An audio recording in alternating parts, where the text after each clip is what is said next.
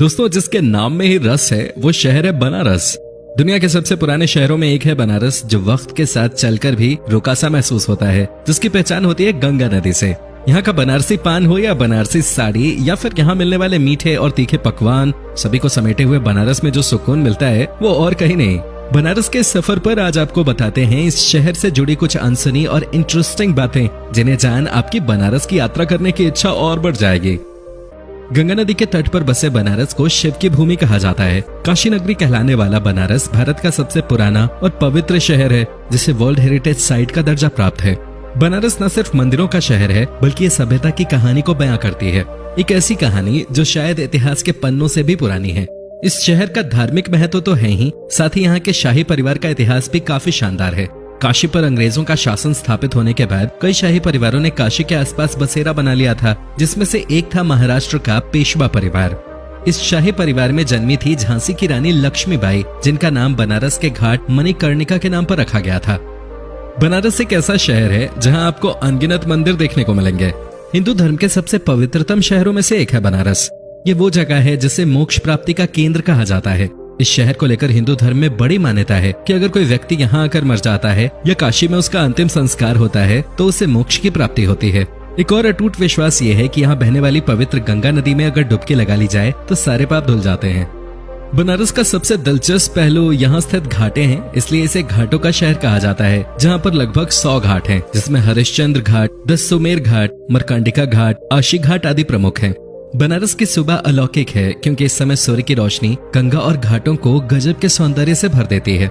सुबह सुबह घाटों पर नावों की सवारी पर्यटकों के लिए बहुत बड़ा आकर्षण है। सुबह जितनी खूबसूरत होती है, उससे कहीं ज्यादा रंगीन होती है शाम, जब गंगा के किनारे हरी पीली रोशनी में नहाए घाटों को देखने का मौका मिले और गंगा के बहते पानी को देखकर सुकून मिले, तो ऐसी शाम कौन नहीं देखना चाहेगा। इस शहर के करिश्मे से आपको पक्का प्यार हो जाएगा और एक बार वहां जाकर आपको वहां से आने का मन ही नहीं करेगा।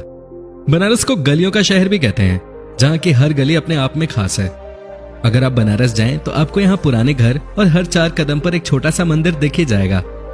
इस शहर की गलियों में भटकते हुए आपको ऐसा लगेगा कि आप जहाँ से चले थे फिर वहीं आ गए, क्योंकि घर भी एक जैसे होते हैं और मंदिर में रहने वाले हनुमान और भोलेनाथ भी। फिर भी इस शहर की हर एक बात निराली है। वैसे तो बनारस अपने घाटों, गंगा आरती और मंदिरों के लिए मशहूर है, लेकिन बनारसी खाने का भी कोई जवाब नहीं। यहाँ भारत के करीबन हर राज्य का पारंपरिक भोजन मिल जाता है। इसकी वजह यहाँ हर राज्य से आने वाले श्रद्धालु और उनके लिए बनाए गए कुछ खास घाट हैं। केवल भारत ही नहीं, दुनिया भर में मशहूर है इस शहर का खान पान। कोई गली कचौड़ी जलेबी के लिए प्रसिद्ध है, तो कोई मलाइयों के लिए, कहीं रसमलाई तो कहीं चटपटी चाट। बनारस के बारे में बताते हुए अगर यहाँ की गंगा आरती की चर्चा न की जाए तो यहाँ की शाम अधूरी बन जाएगी। जिसे देखने के लिए दुनिया भर से लोग काशी आते हैं, वो है गंगा आरती। काशी के दशाश्वमेध घाट पर होने वाली इस आरती का सौंदर्य देखते ही बनता है।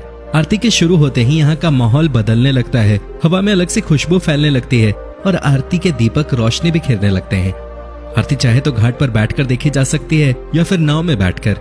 वाराणसी सिर्फ हिंदुओं का ही नहीं, सभी धर्मों के लोगों के लिए एक महत्वपूर्ण शहर है, इसलिए देश विदेश के पर्यटक यहाँ खींचे चले आते हैं। प्रतिवर्ष 10 लाख से भी अधिक तीर्थयात्री यहाँ आते हैं। एक महत्वपूर्ण शहर होने के साथ साथ बनारस शिक्षा का भी मुख्य केंद्र है। यहाँ 4 बड़े विश्वविद्यालय भी हैं, जिनमें से काफी फेमस है बनारस हिंदू विश्वविद्यालय। बता दें कि ये एशिया का सबसे बड़ा विश्वविद्यालय है। बनारस में 2 दर्जन से ज्यादा वैदिक विद्यालय हैं, जिनमें दाखिला लेने वाले छात्रों का हर दिन गंगा के तट पर योगाभ्यास, फिर वेद और शास्त्रों की पढ़ाई और शाम को आरती के साथ दिन खत्म होता है। भारतीय शास्त्रीय संगीत का बनारस घराना रहा है। इस कला ने न सिर्फ यहाँ जन्म लिया, बल्कि यहीं विकसित भी हुई। इस शहर ने भारत और विश्व को कई महान विभूतियां दी हैं, जिनमें कबीर, रविदास, स्वामी रामानंद, मुंशी प्रेमचंद आदि शामिल हैं। इन सब के अलावा बनारस आयुर्वेद और योग के प्राचीन चिकित्सा विज्ञान से भी जुड़ा हुआ है। एक और बात जो बनारस को बहुत खास बनाती है वो है यहाँ का पान। बनारस का पान पूरे भारत में बहुत प्रसिद्ध है, जिसका जिक्र शायद आपने कई बार सुना होगा। बनारसी पान के पत्ते का स्वाद काफी अलग है। यहाँ कत्था भी अलग किस्म का इस्तेमाल किया जाता है और साथ ही पान में कच्ची सुपारी डाली जाती है। ये चीजें बनारसी पान को बहुत स्पेशल बनाती हैं। बनारस के नाम पर लोकप्रिय बनारसी रेशम साड़ी यहाँ की शान है, जिसे सदियों से भारत की बेहतरीन साड़ियों में से एक माना जाता रहा है।